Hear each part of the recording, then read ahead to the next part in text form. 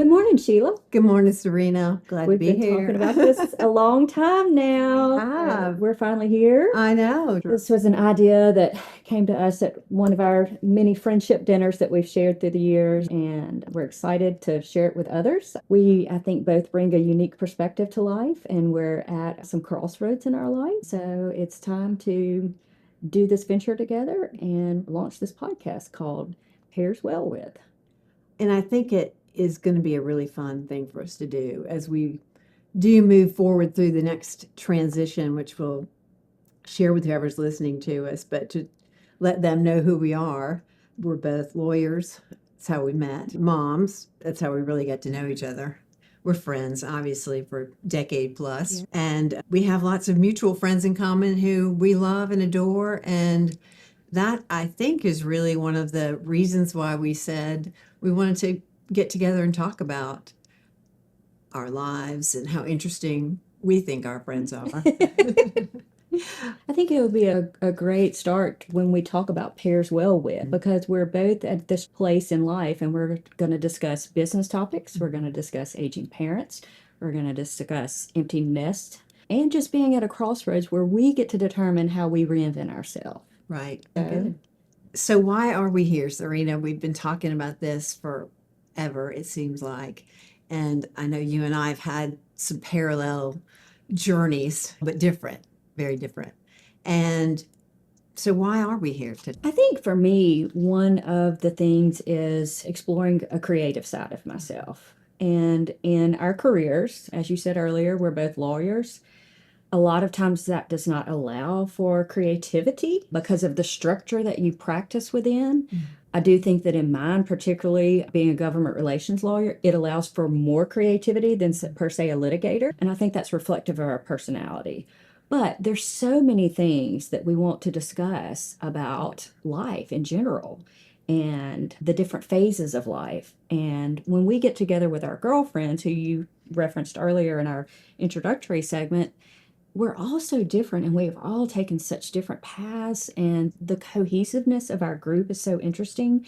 I have people say to me all the time, y'all have the most amazing group of girlfriends. Y'all are all highly successful, very independent women, have all raised families, who give back to the community, who are leaders in your profession, but you're also unique, and we don't see the cattiness that you often see among women. Y'all are also just close-knit and support each other, and I think that's very unique, and so we wanted to first explore that, but then it's going to branch into so many other things. I think being able to really sit back and be intentional about life is a luxury, and for me at least, I don't feel like I've had a lot of opportunity to do that. I feel like life is very fast paced and you have things you have to do, days you have to get through, months you have to get through, years you have to get through.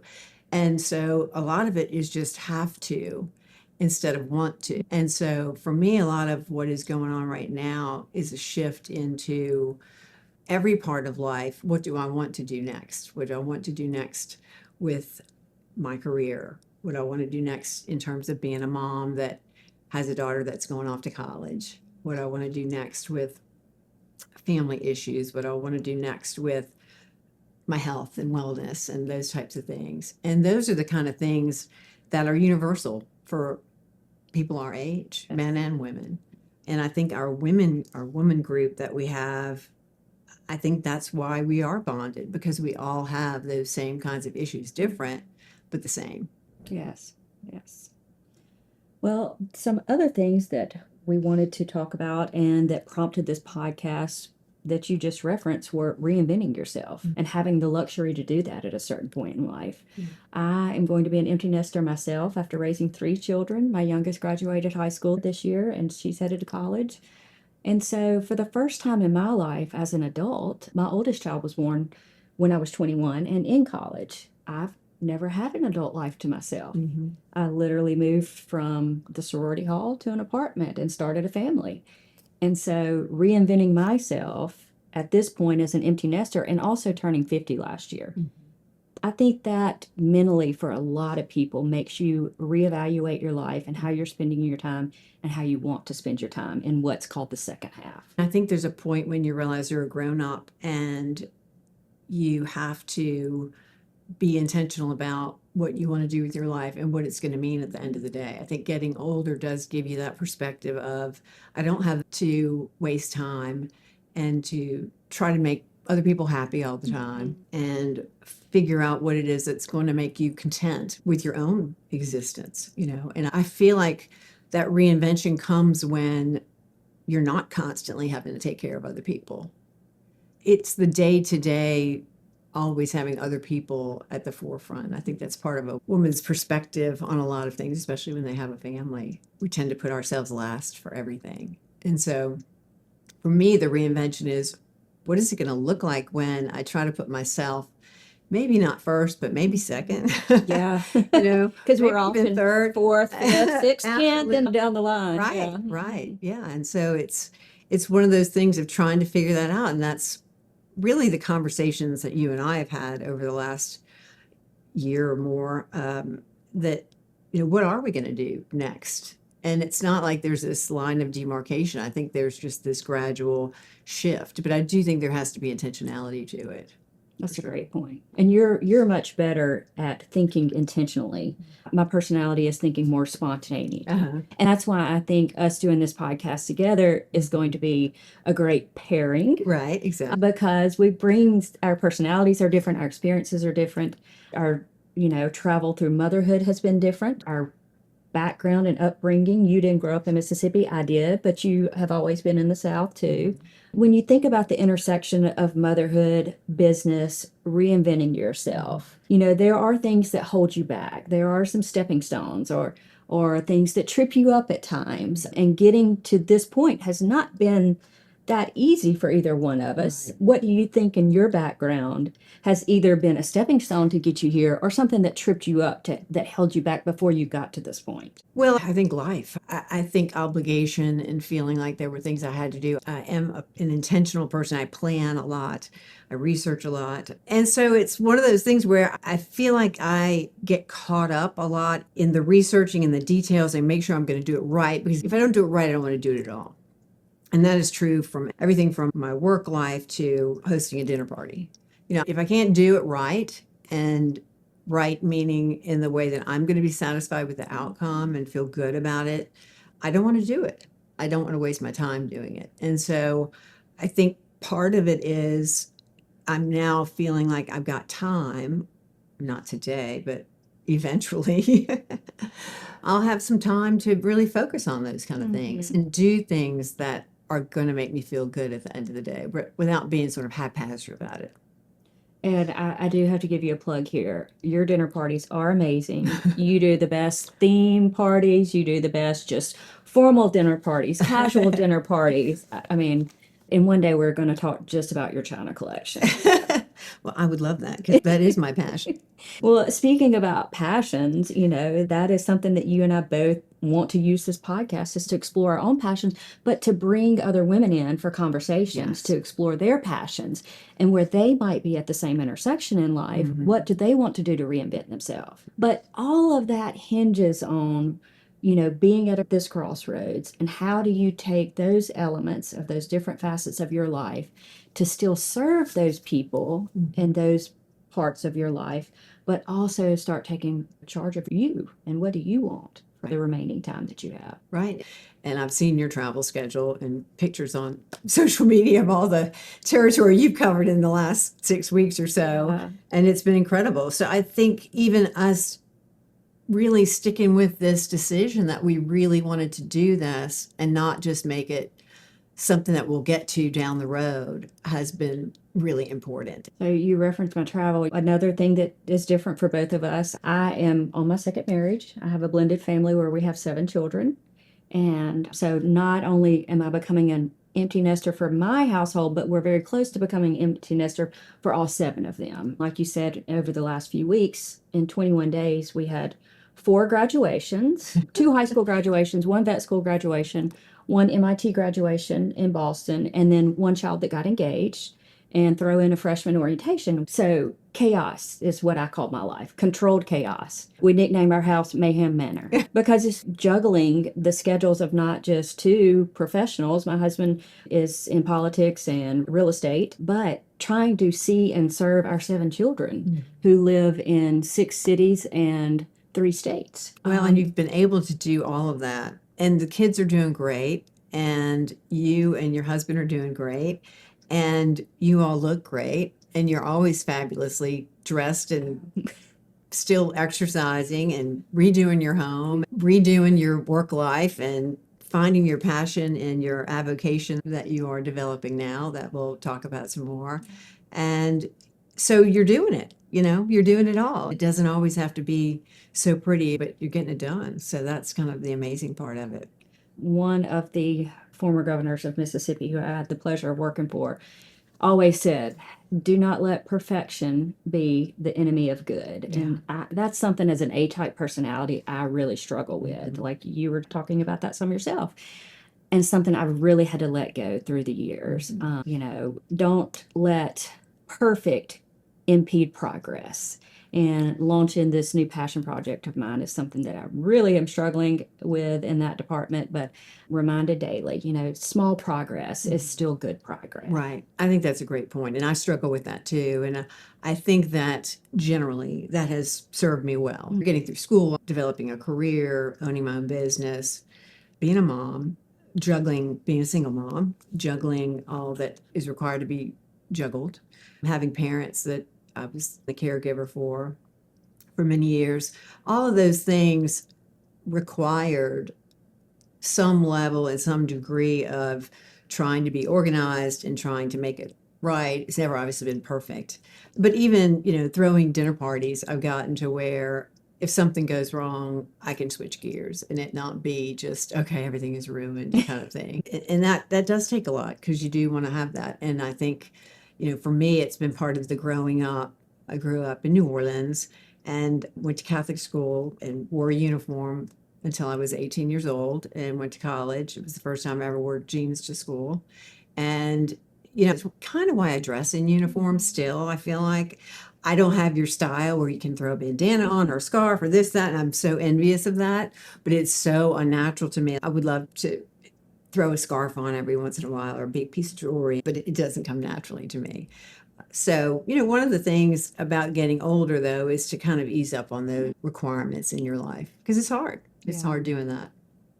And just as unnatural as that comes to you, I feel completely unnatural wearing a business suit. Right. And when I first started practicing law, I was at one of the largest regional firms, really. Yeah. And a great opportunity right out of law school to work with a group like that. But it was very structured and business suits were required, and that was very hard for me. So I would show my personality through crazy shoes. But you live and learn. Yeah. And I needed that. I needed that structure at that time to learn how to put my education to use. And I had some great mentors there, but at the same time, I knew it didn't fit my personality. Right. I knew it wasn't a long-term thing for me. So in preparing for the podcast this morning, when I was getting dressed, oftentimes you say, well, who is Serena Flowers? And we respond with, Serena's a wife, Serena's a mom, Serena's a lawyer. That's not who Serena is. That's what Serena is.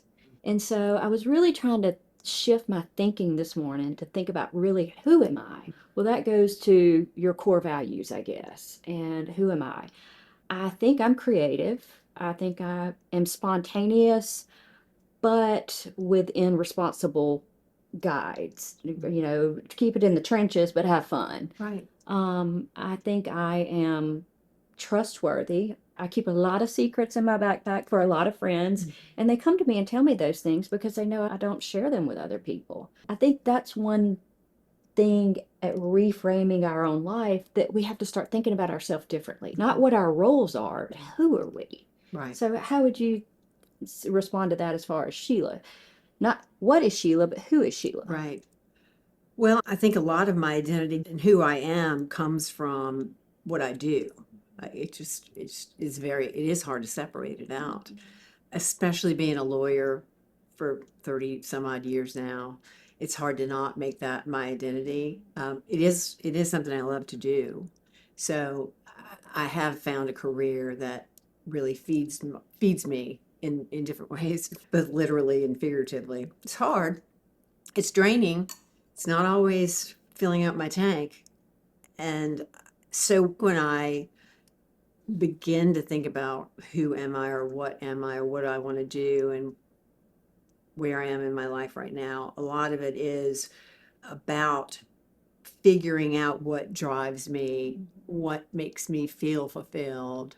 I read somewhere that when you get lost in what you're doing, that's what you're passionate. I can get lost polishing silver. I mean, as silly as that sounds, And you also like power washing. I do. I love power washing. I like to organize my china.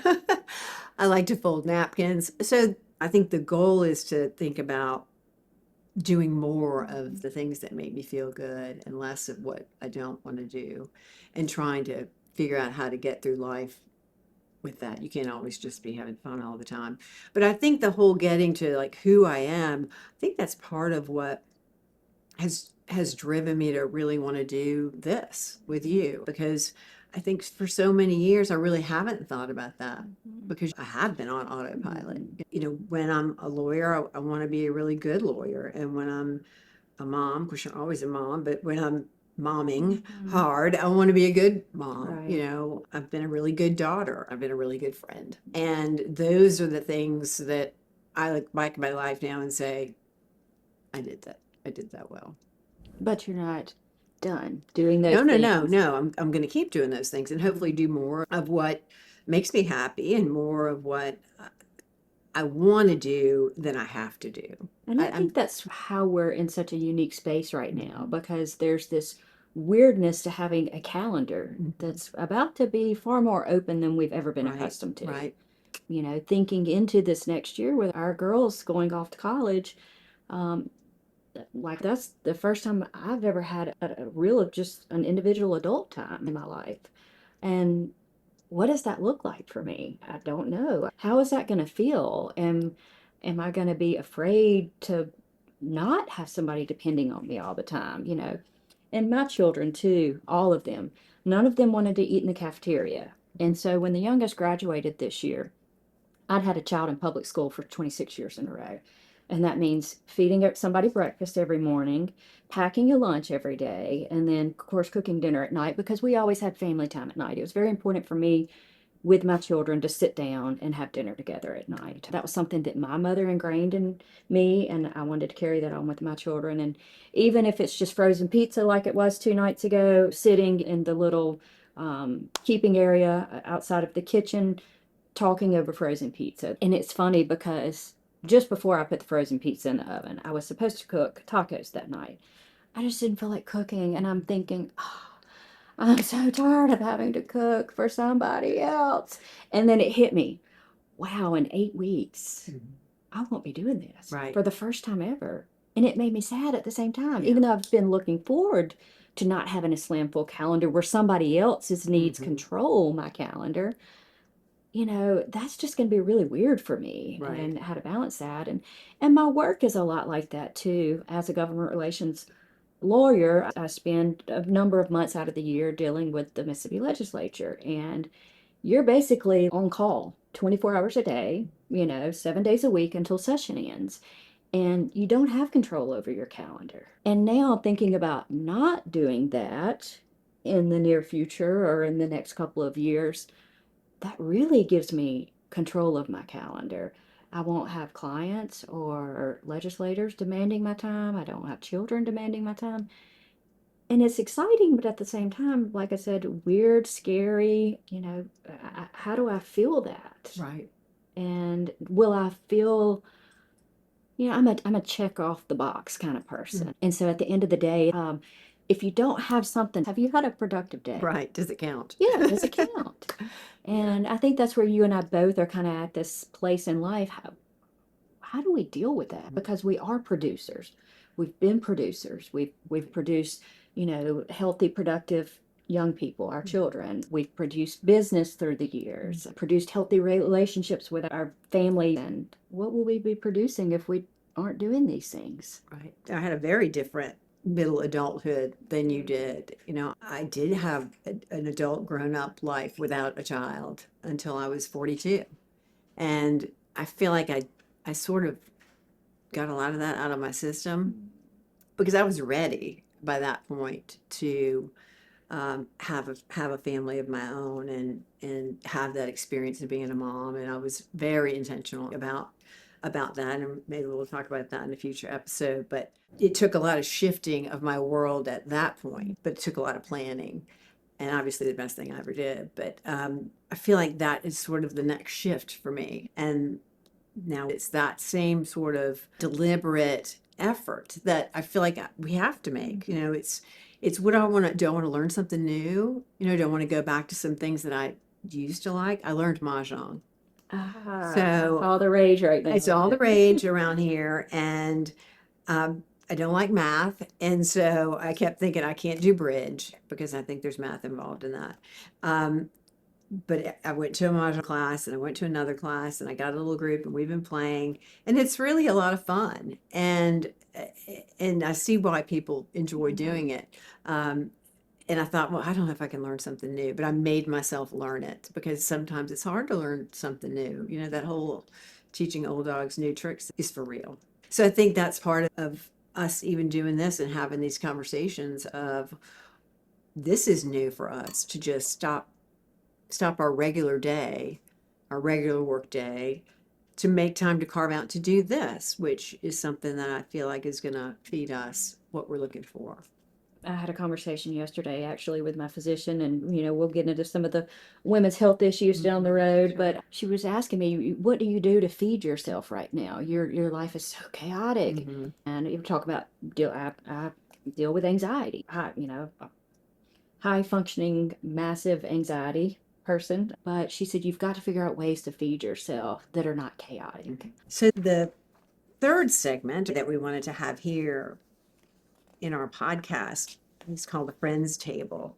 And it's where we hope to have some of these fabulous friends that we've been talking about, and new friends and strangers who might become friends, here to talk with us as we move forward with the podcast. We've got a solid group of a good number of women here locally that every time we get together, I feel so fed, and we all do. And it's such a good feeling that we all have when we get together.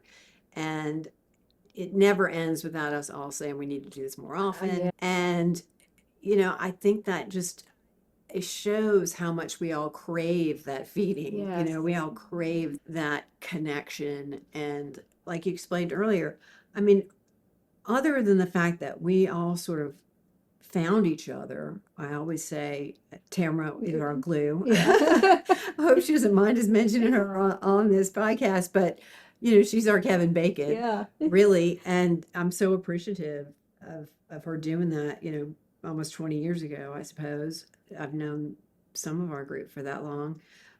And it's the uniqueness of our group to me is, I would say, we're all mostly A-type personalities, independent, successful in our own right, professional women. The majority of us are lawyers, but we've got some one-offs here and there with a few of the ladies. We're not all college buddies. Right. And we come from, we're different races. Most of us grew up in the South, but not everyone, and very different family background situations. All of us, with the exception of one, I believe, single moms. I have gotten remarried, but I don't think anybody else in the group. And so we've done life together. We have, We've been for the, sure. we've been the support system for one another. When oil changes or flat tires or whatever, we call one another. Can you meet me to drop off my car? A kid gets sick at school. Doing Christmas, doing holidays together when we didn't have our children with us. Right. We've been each other's family, and it's just such a unique situation. And like you said, we want to share that with the world because we've been fed so much through this friend group. Yeah. Supporting each other in the death of parents, having children get married, some of our girls becoming grandparents, and changing careers. And now we really want to just connect. And for me, getting older and having my child go off to school, losing my parent a year and a half ago, and wanting to transition into a different sort of work world and how I handle that, makes my friends who are my family all the more important. I've got friends who I have been friends with for 50 years that are still best friends of mine. And they are people I count on all the time. And we make time to see each other. We've all got friends sort of in different places in our lives. And I think that we've all had different seasons in our life.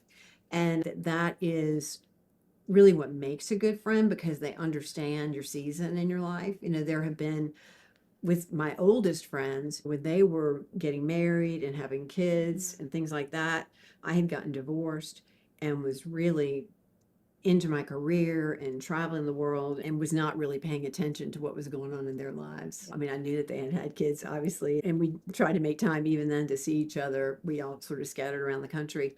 But I think that it took me becoming a mom for us to have a different kind of relationship. Oh, yeah, yeah. It just changed There's it. shifts in life because Absolutely. then you're able to connect about that. Oh, yeah.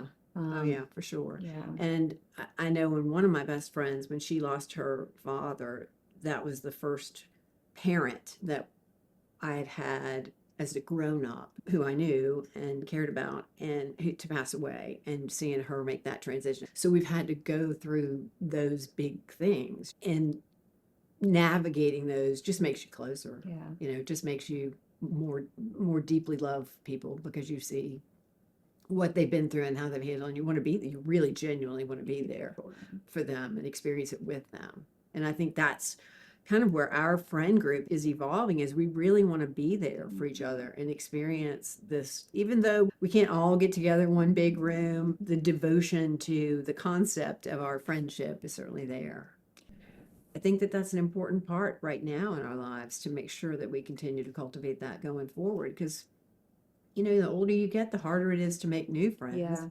And the other ones are going to be around more, hopefully, and they'll start shifting, and we'll all have more time to spend together. Yeah. And we've talked about having our little house community. Yeah. Oh, yeah. We're going to build a compound one day. I don't want to be in a little house. I'd like to be in the main house. But I'm happy for anyone to have a little house. Just give me a tent. I'll be happy in a tent. I don't know where we'll have it. Tamara wants it on a beach somewhere. I think Laverne wanted it on a vineyard somewhere, but I'm good wherever. It doesn't really matter, but I don't want the little house. I want it on a farm somewhere. I like a farm idea. Yeah. I think that would be fun. I think one of the things that I think about doing that I don't really know that I understood how much I would enjoy it, because I never really had time to do it. I grew up in New Orleans, which is urban. We did not have land to grow things, no farm animals, that kind of stuff. Very different environment than what you grew up in. And yet, the older I've gotten, the more I love to see things grow in the ground. And you know, I've got like a little herb garden, and it just impresses me so much that I can keep this thing alive and grow things. Well, we've kept children alive Oh, all we these have years. children alive. That's true. I think my mom told me one time there was something that showed you were on the path of sort of being a grown up and being able to take care of yourself. You had to keep a plant alive, then you had to keep a pet alive, and then you could try keeping a child alive, and then you really made it. So I think I've done those things in that order. But working with things in the ground and just, It's very therapeutic. it's very, it's fulfilling Yeah. in a way. I mean, I feel like I've come to this party late, because I have really never had the opportunity or the time to care about it. And I don't have much of it at my disposal right now. But you said having a farm, or a little house community on a farm. I mean, I would love to have that. Like, I would love to be able to go out and water my garden every day and pick from the earth. So that's what I do every morning when I drink my coffee. I go out and deadhead my plants. I Yeah. pull the yellow leaves or the brown leaves and talk to them, and that's how I start my morning every morning. And you know, it's funny too, talking about the way that we grew up, because I did grow up in a rural area, Kosciuszko, Mississippi, where our most famous, I guess, citizen is Oprah Winfrey was born there. And my grandmother is still living. She's 90. She'll be 98 in August. Oh, you're so lucky. And she lives on the farm that my grandfather's great-great-grandfather got in 1848 through when the government gave, you know, parts of land. And so she still lives there. And I can remember as a kid, this massive acres and acres and acres of garden that we had to, in the summer, every morning, go pull peas, go pull corn, pick okra, and then we would shell the peas and shuck the corn. And I could not wait to not live in an area like Right. that. And so I moved to the suburbs. Mm. I wanted my children to grow up on a street where there were children right next to them. They could walk next door to have a friend over to play, because it was an ordeal to get somebody out to my house to come play.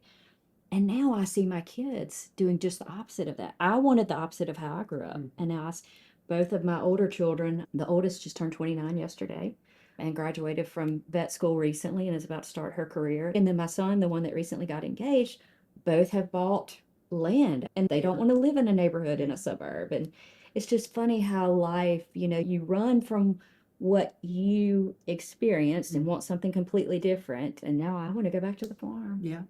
I don't want to be in the suburbs anymore. I want a more simple life. And Yeah. so that's something that I want to explore and over the next couple of years, and getting kids out of the house. You don't have to live in the school district anymore. Right. You don't have to be where everything is convenient to run to ball practice, to the play at the school. I have that liberty now to go back to the country if that's what I want to do. It's interesting that there's a shift in life, and you really do have to sort of go with the shift, because kids are going to grow up, parents are going to pass away, work is going to change. These kinds of things are going to happen. You kind of have to be able to shift with that, all the while learning about what it is you want to do during those shifting times. And so the thought of, now when Ellie goes away, like, I don't have to cook dinner anymore. Now I like to cook. So I'm sure that I still will do that on occasion, but I don't have to have a bunch of different food in the house to have dinner ready. I don't have to think about a creative meal for the evening. Or plan the groceries. Plan a grocery list. That's going to be a real physical change every Yeah. day. I don't have to be home anymore to take care of this person. And she is going to be off taking care of herself, which is a great thing. I'm excited about that for her. And like you said, it's a little scary, like a little bit of a deep breath moment of thinking about that. But on the other hand, it's kind of exciting And liberating. Too. and just, Yeah. the thought of like not having to take care of someone else every single day is sort of nice. So we talked about having a segment on our podcast, Serena, that was a little bit more extemporaneous, where we talked about things that pair well with other things. And I think this is a good opportunity to explore and describe why we picked the name Pairs Well with ...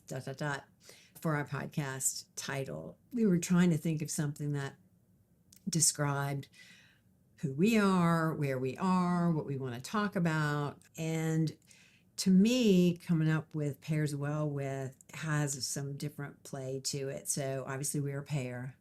And we pair well together. And we pair well together. And pairs well with, our situation in life, where hopefully we both have a little bit more time to focus on things like this. Pair well together. That's right. And I'm glad that we came up with that name, and I hope everybody enjoys it as much as we have. Well, I have a little challenge there for you then. Okay. What if I throw out a word and you have to respond what it pairs well with? The first word that comes to my mind is swimming pool. Tanning. So we could get into the health benefits of vitamin D I know. in the sunshine for tanning, I but know. doing it responsibly with sunscreen. That's right. That's So right. That's a topic that we could discuss. That's true. All right. So you give me one. Travel. Ooh, adventure. Good. Good. That's kind of the same thing, maybe, but well, sometimes travel can be for work, or sometimes travel could be for not fun things. You always seem to have an adventure, though. I feel like your life's a little bit of an adventure. it's definitely unscripted every day. Unscripted. Okay, so pairs well with white after Labor Day. Nothing. That's the Southern coming out of both of us right there, right? I mean, I don't really know anybody who would wear white shoes after Labor Day. Do you? I wear white boots after Labor Day. They're They're ecru. They're ecru. Yes, yes. I mean, I know people wear white jeans after Labor Day nowadays, and there's winter white, obviously. But winter white is one of my colors. Yeah, I don't I do like- stark white, but I like winter white. I do too. How about a martini? Beautiful glasses. Very nice. And although I would love to be having a martini right now, we're having my homemade Gatorade. We are. Which is one of my crazy We're creations. having some Electrolytes.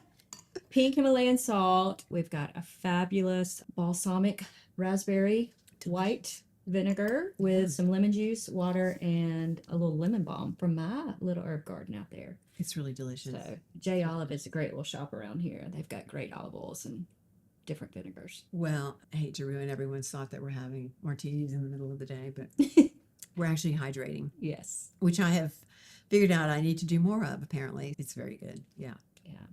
All right. Is it my turn or yours? It's your turn. Okay. How about your living room, which is amazing? Pairs well with controlled chaos.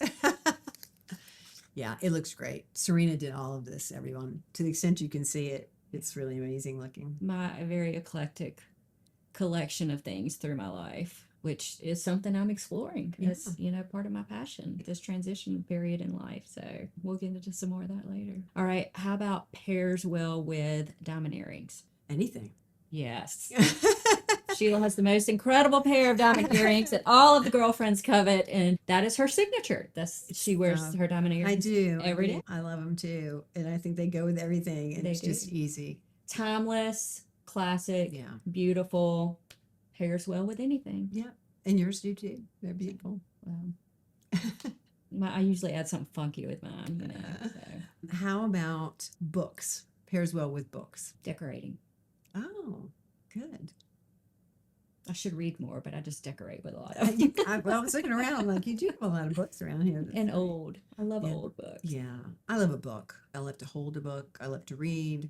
What are you reading right now? For pleasure. Well, I always have a couple of books going on. I actually just finished Brooke Shields' book, which was really good. Yeah. It's called Brooke Shields is Not Allowed to Get Old. So she's in my age range, our age range, I guess, but she talks a lot in her book about being an aging actress. I really have enjoyed it. I don't have any great novels that I'm reading right now. Do you have anything going on right now? I have a book that I discovered in 2012 called Life of the Beloved by Henry Nouwen, who was a Christian author, but very forward-thinking, very progressive, and it really was a turning point in my life and how I thought about myself, dealing with anxiety and depression like I have through the years. I had a severe case of postpartum depression after my third child, and I discovered this book at a very hard time in my life, and that was my Let Them and Life of the Beloved, and how we are to think of ourselves as a beloved child of God, because that's exactly what we are. And it changed my life. I reread it every year, and I've shared it with a number of people. I have a friend that's going through some hard times right now, and I said, I've gifted that book so many times. It's a very short, thin book, an easy read, but it was my Let Them book.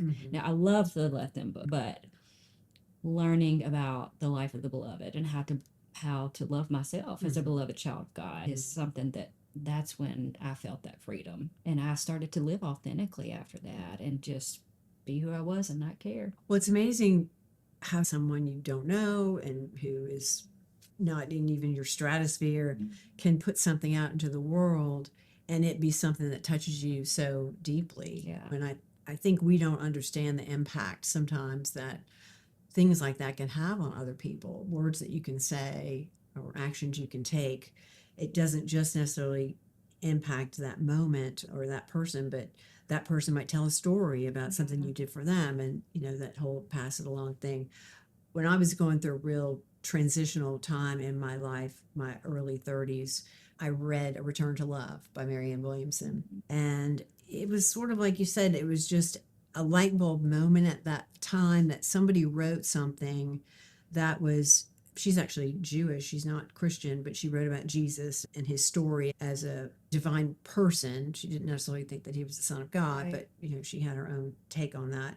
But his teachings were really the basis of the book. And the whole concept is, if it's not love, it's really nothing, because that's really what we're here to do. And so the fear-based lifestyle that we have, like, I'm not going to have enough. People aren't going to like me enough, or I'm not going to do enough. It's not enough. I have to be more than, or if they have it, I'm not going to get it, kind of thing. Yeah. It was really transformational in that it helped me see everybody can have everything. Mm. And, just because they have more money than me, right now, or they have a new car and I don't, or they've got a boyfriend and I don't, or whatever it might be, it doesn't mean that my life is lacking. Right. And so you have to celebrate them. And I feel like it made me more content with my world, because I feel like in my early 30s, like so many people do, you're just grabbing for things. You want the best job and the Yeah. most money and the biggest house and the car and this and all the stuff. And you feel like you're seeing other people kind of get those things, and you're wondering, when is my life going Yeah. to start? It's kind of sitting back and waiting for it. And you can easily build resentment. And I do think that a lot of people have problems making friends as adults because they're being jealous of what other people have, or they're feeling like they're not as good as the Yeah. other person, so they're afraid to put themselves out there. And I do feel like that book helped me see as an adult there's no lack out there. And I remember at that time, of course, I was young and single and thinking about having kids. She had said, with children, you need to raise them to say, you are the most wonderful, beautiful, smartest kid in the whole world. And guess what? So's everybody else, And I love that. And I did raise my child like that, to say, you're great and you are the biggest star in the sky. And so's everybody else, And I do feel like, especially with my child, she is a proper upper of people. Like, she wants people to succeed and she wants people to do well. And, I don't know if it came from that or other things she's experienced in life. And she can tend to be an introvert sometimes, but she really likes other people's success. Such a great characteristic. It is a of great character. Of a human. Yeah, and yeah. obviously, you've nurtured that in her. Right. I mean, I'm proud of her for that. And sometimes I have to tell her, you need to applaud yourself too. Yeah. Like, sometimes you have to toot your own horn too. Yeah. So I hope I didn't tamper that part down too much, because I was raised in a world and with family that we didn't brag about anything, and you never talked about money, and you never talked about stuff that you had. Everybody kept things close to the vest. Yeah. I think that was just the life too. People didn't share like they do now on social media. And sometimes now I'll see social media and see the things that people are putting out there, and I'll think, wow, that is a lot to put out there into the world, And I can see why people become very jealous of other people and try to tear people down. I think that's it in society now. These people who are influencers and celebrities and politicians, they get so built up because we all want to build people up. But then there's this whole segment of population that just wants to tear them down. Yeah. And it's almost like, I don't know if it's worth it to get built up just to be torn down. You got to have some thick skin on that. But it is nice to learn in life that everything's available to everybody. There's enough to go around. There's enough to go around. Absolutely. And it may not be your time to get on the boat, but the boat will come if it's supposed to come.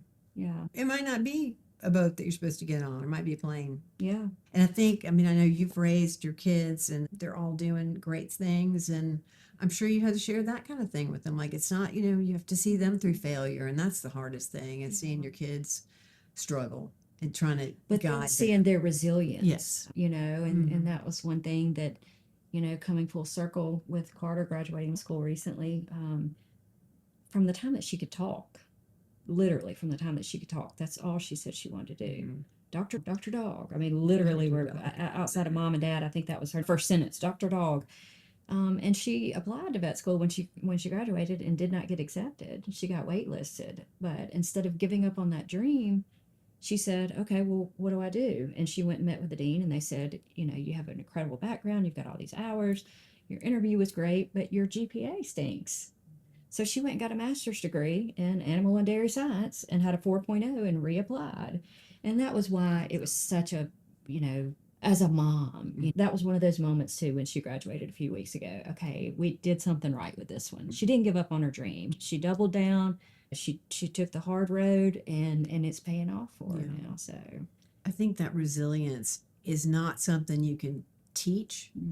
They have to just fall down and get scabs and get up and let it heal, and like we all did. It's really hard to see it happening. And I think back on things my mom had to go through raising my brother and me as a single mom, and just the struggles, and then being able to see us grow up and have kids. It's just got to be so fulfilling to get to that point too, when you're seeing your kids parent. Hopefully it's fulfilling and not a nightmare, but I look forward to seeing that, because I'm starting to see sparks with my daughter of maturity that sometimes just takes me back. I think, wow, okay, I guess I did something right. And she's learned, even though it didn't look like she was paying attention, she was.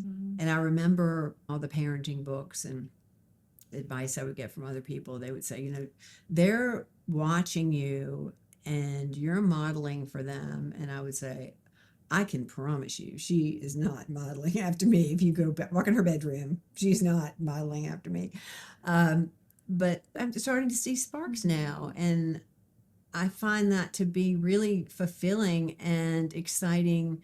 Like you mentioned, having Carter now, you know, she's going to be a professional, and she's a doctor, and she's going to go to work every day. And what that's going to mean to your relationship. It's going to be different. Yeah, it is, but in a great way. Yeah. Like in a really fun, fulfilling way for you. I mean, just to be able to say, okay, you know, I not only kept her alive, but here she is. Yeah. And I think it's also a relief too. It's got to be a relief to you to get all three of your kids to where they are, because it's not been easy. You know, I've known you since they were babies. I mean, there's nobody who raises one kid or 10 kids that could say it's easy. It's not. And I don't care how much help you have and how great the kids are. It's still hard. It's still hard. And, you know, the mom guilt thing that so many people struggle with. I mean, me the other night, feeling guilty because I was like, I don't want to cook for her. I don't want to cook for her. And then the light bulb went off. She's only going to be here 8 more weeks, and then I'm not going to have anybody to cook for. Right. So let's throw a frozen pizza in there, sit down and have our dinner time together, you know. And we did, but that was, as a young professional mom, something I really struggled with, because in the area where my children grew up and went to school, there weren't a lot of working moms, and there were a lot of moms at the school all the time doing all the things. And that just is not my personality. But it made me feel inferior, because I was going to a big law firm and billing time all day while somebody else was at the school with my children, cutting out the Valentine's cards or whatever. And that was something that I had to get over. And, you know, moms are built different. I think I was built to be a mom of adults. I didn't particularly enjoy the childhood years. And there are some women that they lose their identity when their kids get older, because that's all they ever did. That's all they ever did. And again, it's a transition period in life. I love having adult children. I love hanging out, having a glass of wine with my kids when we're not the youngest, but the older two, when we're out here grilling, and them telling me stories of things that they did in middle school or even high school that I've not heard of until just now. And I'm like, oh my God, I can't believe y'all did that to me, you know, or I didn't know about that. But it's funny now, you know, and I love having adult children. But I'm not going to say I stunk as a little kid mom, but it was not my best time. But there's room in the world for all moms. And I'm so thankful that there were moms that were at the school all the time to do those things. You know, I signed up, you know, send the 12-pack of bottled water. And that was my contribution. I said earlier I was an older mom, and so I felt like it was going to be my one shot, and I wanted to do a lot of things. My mom was not able to ever be at school. She did some great, like she would throw great birthday parties for me, and she and both my grandmothers were real entertainers. All of them. Well, you did it naturally. Cooks and entertainers, and my mom would make all the girls corsages and little happies and things like that. I always tried to make it special. But she worked every day, and she was not one of the homeroom moms ever, or bring a cupcake kind of person, or Girl Scout troop leader or whatever. So it was something I really wanted to do when my daughter was growing up. And so I was at school all the time, and I was the Girl Scout troop leader, and it wasn't easy to make that time, but I did it and I loved it, and it was great and it was fun. I made some great friendships, and I got to know the girls, and you know, hopefully they'll remember that. Like I remember my Girl Scout troop leader all these many years later. And I think Ellie enjoyed having me be able to do that. But I also knew at that time that 10 years before that, I couldn't have done it. I was all over the Wow. country. So it was a time in my life where I was able to have a little bit more control over my career to allow me to do that. But I never thought badly of the other moms. I mean, I'm sure there's a segment of moms that are judgy and want to pick at what other people are doing. But I found once I became a mom, it was a club that Yeah. was very welcoming and real and wanting to say, look, I give my kids chicken nuggets from this bag 4 nights a week and they are fine. They are healthy and they are doing just fine, and because you read all the things and you have organic this and you have to do this and you have to do this, and all of a sudden you're like, I really can't. I just can't. I love the saying, it takes all kinds of kinds. Yes, it takes That's all one of my kinds favorite kinds. sayings. It takes all kinds of kinds. Absolutely. And that's another thing that's so beautiful about our friendship group. Yeah, You know, it is. it's all different shapes, sizes, colors, backgrounds, I know. I think we need to figure out what pairs well with our next episode. And for today, this is a new gig for us. We've not done anything like this before, so we are self-sponsored today. Oh, that's right. The consultants at Jackson lobbying firm and the Those are Green innocent, Butterfly that's project right. that's launching. Get that in for A sure. vintage clothing store. I know. And- I'm excited to see all that Yeah. open up, like the butterfly wings that you have. Well, we found our permanent home last week. We were going to have a storefront here. So this is something that we can talk about later when we talk about truly reinventing yourself, because I'm Right. kind of in the middle of that right now. I know. So. And your firm, Boget and Bojan Associates. Associates. I think our podcast will pair well with some other folks that are out there who might hear us and say, hey, that sounds like something I'm going through too. And maybe they can join us on this journey as we move forward to more episodes in the future. Sounds great. Okay. All right. Y'all take care. Join us next time.